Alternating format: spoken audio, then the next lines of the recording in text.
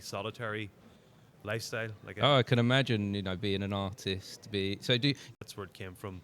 Back when Stan Lee was doing Marvel Comics, where there was the writer, and then there was a penciler, so we'd do everything in pencil, and then they would hand those pages off to an inker, so that everything could hit the print deadline. Like, the print is still king in comics, so in order to like fracture everything to make sure you're not overwhelmed, that you can meet your deadlines, everything's compartmentalized. A little different now with digital. You can work a little faster. So there are some writers who draw.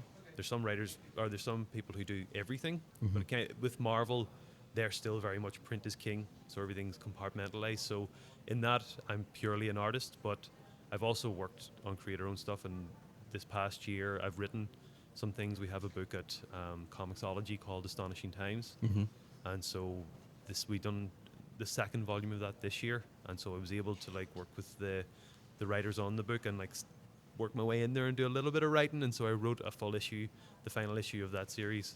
So I wrote and penciled that, and we got an inker in again to meet deadlines. So I was able to do 2 parts of the job and then hand a third part off. It's kind of those aspects. I would never have come in.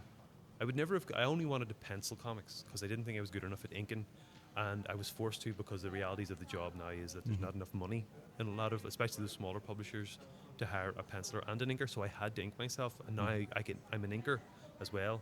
And then from just absorbing writing from reading scripts and stuff, I've sort of developed that kind of thing too, and then that opens up opportunities where, especially in the Marvel, when you've proven your worth to an editor, where they're like, well, I know Rory's a safe pair of hands for whatever project, and I'm able to like suggest, not that it would sort of step out of bounds, but it's like, I'm going to work things this way, and then I have the opportunity then to say, look, here's a character that I like, and here's an idea, and because I can also now point to like the stuff that I've done, the Comicsology, it's like, no, You can be trusted within yeah, that. I'm a writer too, or I can at least work with another writer.